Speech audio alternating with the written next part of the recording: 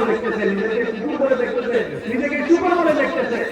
আল্লাহ রাসূল সাল্লাল্লাহু আলাইহি ওয়াসাল্লাম তিনটি দোয়া করেছেন উম্মতের জন্য। কিসের দোয়া? আশিকের রাসূল বৃন্দ, আল্লাহ রাসূল সাল্লাল্লাহু আলাইহি ওয়াসাল্লামের প্রিয় আশিকিন জাকিরিন রাসূল আমাদের জন্য তিনটা দোয়া করলেন, বিরাট বিরাট দোয়া। আল্লাহ তাআলা একটা দোয়া ফেরত দিয়েছেন, তিনটা দোয়া কবুল করেছেন, দুইটা দোয়া কবুল করেছেন। কয়টি দোয়া? তিনটি দোয়া করেছেন, দুটি দোয়া কবুল হয়েছে, আর একটি দোয়া আল্লাহ তাআলা কোনো কারণে, কোনো হিকমতের কারণে কবুল করেন নাই। তার মধ্যে যে দুটি দোয়া কবুল হয়েছে, একটি হলো আমার উম্মত যত বড় অপরাধ করুক না কেন, যত বড় সবচেয়ে বড় অপরাধ হলো শিরক,